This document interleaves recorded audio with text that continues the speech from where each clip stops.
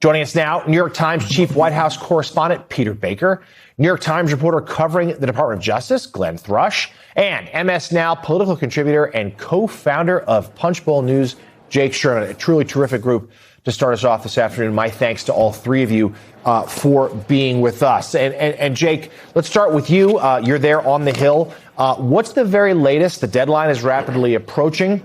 Cornyn has made his concerns clear. He doesn't like that IRS settlement. He doesn't like that slush fund, which suspected that could even be paid out to January 6th convicted felons. Are there any developments at this hour?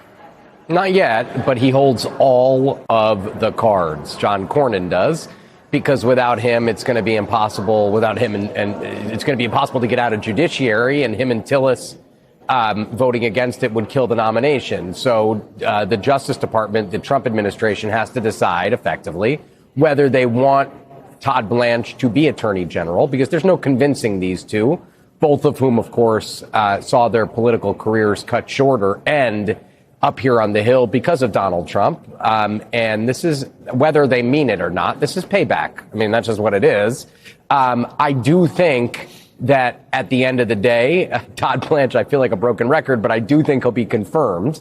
I do think the Justice Department is going to give Cornyn eventually what he wants. And we'll have to see if Cornyn at that point decides whether it's enough for him or not. But I do think that at the end of the day, Cornyn is going to get what he wants. Will he get it by 4 o'clock today, which is that deadline that Chuck Grassley has set before deciding whether he's going to go forward with this committee vote tomorrow? I don't know. But listen, if they don't do this tomorrow, this is going to lay over until the Senate comes back from recess, which is like September 14th or 17th or something like that. So that's well more than a month from now. So it behooves everybody to kind of get on the ball. And I think Cornyn is stating it pretty plainly. Like, they know what I want. They should just give it to me and we can get this over with. So the Department of Justice put out a statement, which I can read now, saying DOJ did provide a written proposal to Senator Cornyn's staff. And yesterday, following ongoing discussions with both the committee and the senator's office, we look forward to further discussions and the like. But Glenn Thrush, we heard from Senator Cornyn saying, no, I haven't gotten what I need here. So from your perspective, from the DOJ's perspective, so what is the holdup? Why is Blanche not willing, or at least not yet, to give Cornyn what he wants? Because the White House and the Department of Justice don't care about the Senate.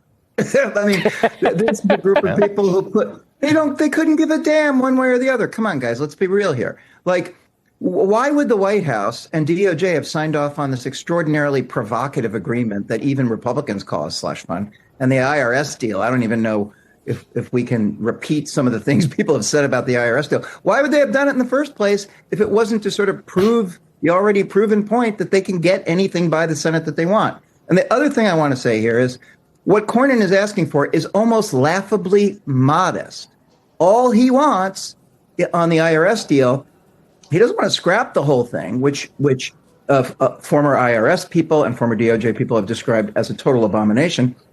He just wants, on paper, what Blanche said in a hearing, that it will not include prospective tax returns in the future or expand to other people who weren't covered in the original agreement. He's asking for basically nothing, and they're not giving it to him. Why?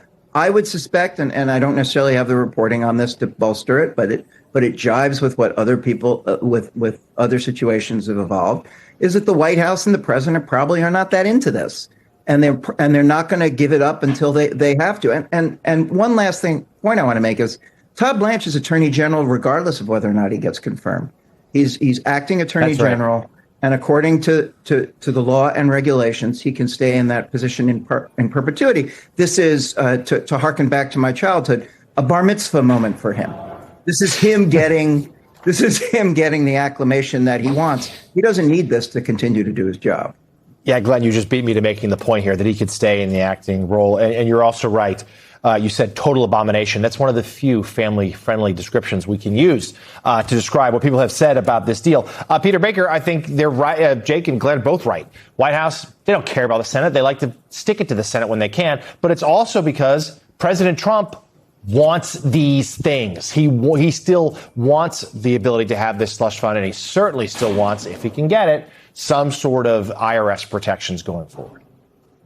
Yeah, absolutely, and it matters to him. It's not just an abstract thing. He stands to avoid penalties and back taxes potentially of $100 million, according to estimates by some of our colleagues who've looked at one of the cases of disputed tax claims. If he were held liable, he'd have to pay an awful lot of money. This would get him out of that.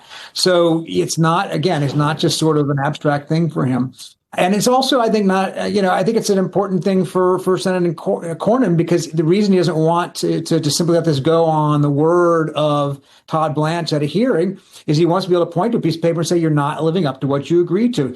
Let's look at what just happened. They just agreed to a $1 million payout to somebody who's convicted during the Biden administration of conspiring to prevent access to an abortion clinic. They made the argument that this fella was unfairly prosecuted. He's already pardoned by President Trump, and it's an obviously ideologically fraught case.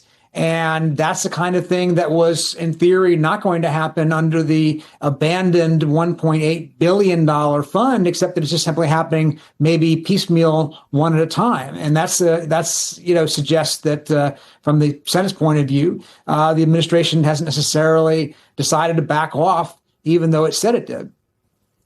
And Jake, President Trump just a few weeks ago pointedly did not rule out still wanting to have the weaponization fund revived. This is sort of something that he desperately cares about. Republicans on the Hill, though, you tell us, but I just can't imagine that too many of them think this is a great issue to go fight for as the midterms approach. No, but they think that about almost everything that Trump talks about, right? They think that about the ballroom, about the arches, about the reflecting pool, about all of the stuff, the airplane, about 80% of the stuff they talk about, that Trump talks about, rather. They have one, and I don't mean to be, overly negative here, but they have but one piece of legislation that they're campaigning on, the tax extension bill from last year, and they don't even really talk about that. So, I don't think that they think any of this is helpful, of course, John. And I think, but the president is not, I think in my estimation, I'm sure Peter and Glenn would agree, the president isn't taking his rhetorical cues from Capitol Hill based on the midterm elections. I just don't think he is. And he's basically said in most public appearances when talking about the midterms that the party in power usually loses the midterms. He doesn't know why it happens, and he'd like to reverse that. But, again, I said this to you yesterday on air, John. The wins are in their faces, and a campaign run amid a war, amid high prices, high inflation, and the president taking on a bunch of pet projects in Washington, including a new golf course, a ballroom, and all these things, is not particularly helpful. No, it's not. No, it is. Look, we've all lived in the Trump era for a long time now, but it still is remarkable how little he is doing to try to help Republicans ahead of this November. Glenn, let's shift gears a little bit. Todd Blanche, whether he is acting or permanent attorney general, just remind viewers here about what he has done so far and what the Todd Blanche tenure could look like going forward. Okay, you're going to give me 45 minutes for this, right? Look, we got 2 hours. Go ahead. Well, look, Blanche has done essentially everything that Donald Trump has asked him to do. He has a reputation, I think, more temperamentally than in action for being a moderating influence. And he has dissuaded, let me start with the caveats first. He has dissuaded Trump from doing a few things. He attempted to tell Trump that indicting James Comey and Letitia James was a bad idea, and he was overruled. He seems to have successfully, at the behest of some senators, blocked a prosecution of Jerome Powell, the former Fed chairman. But during his audition period, since Pam Bondi was fired in April, he has done the infamous indictment of James Comey for positioning seashells. He has presided over this agreement. The agreement itself, Democrats have said, is a strike against him.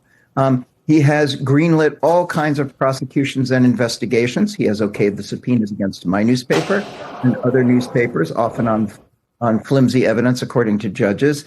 And he has essentially pursued, with some moderating influences, Trump's vengeance and retribution campaign, while signing off on all these other agreements, as Peter pointed out, to compensate those who were purported to be quote unquote victims of Biden era weaponization.